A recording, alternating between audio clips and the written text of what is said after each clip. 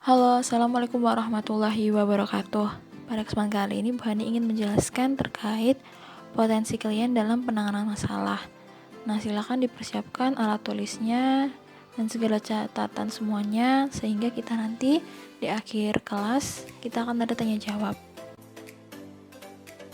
Menurut kalian potensi itu seperti apa? Nah, potensi ini adalah sebuah kemampuan manusia yang mana untuk mendukung segala aktivitasnya, termasuk memecahkan masalahnya. Nah, potensi ini adalah kekuatan pada setiap manusia untuk mendukung ketika ada masalah. Jadi ini penting untuk dipelajari sebagai pekerja sosial. Bukan hanya melihat masalah, tetapi melihat potensi, melihat kekuatan, melihat kemampuan. Apalagi kekuatan-kekuatan ini bisa lebih dikembangkan. Nah, potensi ini bisa kita bagi-bagi ya, yakni ada jasmani, tentu dari fisik. Fisik itu yang anggota badan. Akal itu pikiran.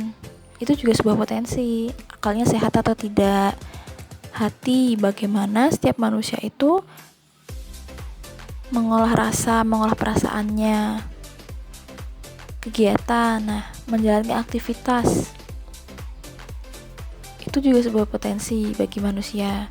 Lalu komunikasi, bagaimana manusia itu saling berinteraksi. Nah, itu juga sebuah potensi. Kita masuk kepada bagaimana penerapannya pada klien. Karena kita sudah tahu artinya bahwa potensi adalah sebuah kekuatan manusia dan klien kita juga manusia, tentu klien kita punya kekuatan, punya potensi untuk menyelesaikan, untuk membantu menyelesaikan masalahnya. Nah, pada penggalian potensi itu kan tidak semata-mata hanya melihat. Kita bukan dukun. Artinya kita perlu menanyakan, kita perlu menggali informasi potensi itu. Dan cara apa? Assessment. Pada kegiatan assessment tentu kita perlu menggali potensi. Bukan hanya menggali masalah, tetapi juga potensi atau kekuatan yang ada pada klien. Tentu potensi ini bukan hanya digali saja, bukan hanya dicari saja, tetapi pada proses intervensi, potensi-potensi ini digunakan untuk mendukung kegiatan intervensi pada klien. Seperti itu. Jadi fokus kita tidak hanya pada masalah, tetapi juga potensi yang dimiliki oleh klien. Lalu Bu, hubungannya masalah klien dan potensi klien itu seperti apa? Nah, masalah klien itu kan kita sudah mempelajari sebelumnya. Masalah klien itu masalah yang beragam, masalah yang unik. Setiap manusia itu pasti memiliki masalah yang berbeda-beda. Nah, cara menyelesaikan masalah tersebut juga berbeda-beda. Dengan apa? Dengan melihat potensi klien juga. Jadi potensi klien itu untuk mendukung bagaimana menyelesaikan masalah klien, seperti itu ya. Jadi hubungannya berkesinambungan antara masalah klien dan potensi klien. Karena kalau ada masalah, tentu untuk menyelesaikannya perlu melihat potensi klien. Lalu contoh potensi klien itu seperti apa, Bu?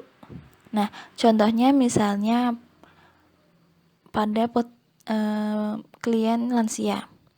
Kita tahu sendiri lansia itu umur di atas 60 tahun biasanya tidak bisa bergerak dengan cepat seperti orang dewasa, sakit-sakitan, lalu sudah kembali kepada seperti bayi. Nah, kita lihat potensi klien ini seperti apa, makanya kita perlu gali. Nah, contohnya ya ini ternyata lansia ini masih pandai berinteraksi, senang bertemu orang lain, mudah bergaul, mudah berbicara, seperti itu. Yang kedua, rajin ibadahnya. Beliau yang muslim rajin ke masjid, yang non muslim rajin ke gereja, seperti itu. Lalu rapi. Misalnya lansia ini biasanya pada orang-orang kota kurang rapi. Ternyata kalau lansia di desa itu mereka rapi. Ya tidak semua sih, tapi ini contoh saja. Seperti itu.